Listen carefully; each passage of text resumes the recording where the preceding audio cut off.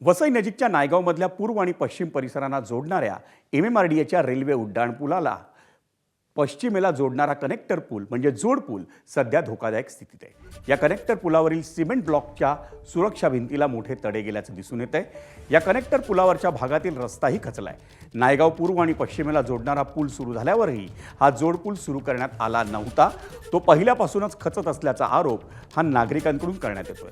पयत नायगावच्या connector म्हणजे जोड पुलावरून आमचा प्रतिनिधी प्रभाकर कुडाळकरनं घेतलेला आढावा। नायगाव पूर्व पश्चिमेला जोडणाऱ्या जोड पुलाची काय अवस्था झालेली आहे त्याची भयानकता मी दाखवणार आहे। हाच तो कनेक्टर पूल आहे जो नायगाव पूर्व पश्चिम या जो मुख्य उड्डाण पूल आहे त्याला जोडणारा हा कनेक्टर पूल आहे आणि याची अवस्था बघितली तर एकदम भयानक आहे। या सिमेंट ब्लॉकच्या सुरक्षा भिंतीची अवस्था जर बघितली तर अत्यंत भयानक आहे। ही सुरक्षा भिंत आहे सिमेंट कॉन्क्रीटचे। बघितलं तर कशा प्रकारे ते एक एक ब्लॉक निघालेले आहेत।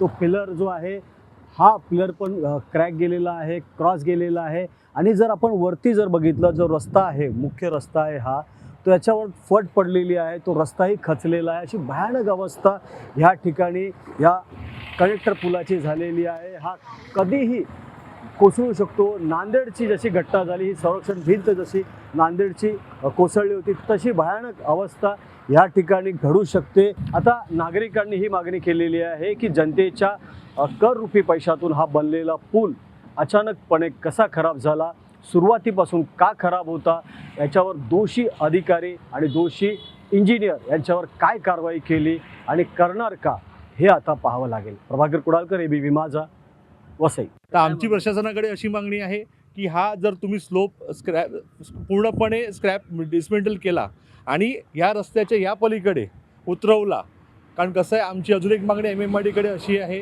की अमोलनगर ते साकाईनगर हा जो रस्ता आहे आम्हाला 20 फुटी वाढवायचा आहे। जर 20 फुटी वाढलेल्या रस्त्यावरती हा स्लोप उतरवला तर आमच्या नागरिकांसाठी तसेच ट्रॅफिकचा विषय आम्हाला संभवणार नाही। नायगाव पूर्व आणि पश्चिम परिसरांना जोडणाऱ्या उड्डाणपुलावर बांधण्यात आलेल्या कनेक्टर किंवा जोड पुलाविषयी सविस्तर जाणून घेऊया ग्राफिक्समधून। नेमकं काय झालं या कनेक्टर पुलाचं? नायगाव पूर्व आणि पश्चिमेला जोडणारा 86 मीटर उड्डाणपूल बांधण्याचा मूळ खर्च हा 56.25 कोटी रुपये। तो खर्च वाढून 85 कोटींवर गेला आणि त्यात नायगाव पश्चिमेला जोडणारा 250 मीटरचा कनेक्टर पूल हा मुख्य उड्डाणपुलावर बांधणं अपेक्षित होतं। पुलाचं काम सिम्प्लेक्स इन्फ्रास्ट्रक्चर आणि RPS इन्फ्रा प्रोजेक्टला देण्यात आलं। जवळपास 8 वर्ष पुलाचं काम सुरू होतं। एप्रिल 2022 मध्ये हा पूल वाहतुकीसाठी खुला झाला। मुख्य पूल वाहतुकीसाठी खुला झाला, पण पश्चिमेला जोडणारा कनेक्टर पूल खुला करण्यात दिरंगाई झाली। कनेक्टर पुलाच्या गुणवत्तेबाबत प्रश्नचिन्ह निर्माण झालंय।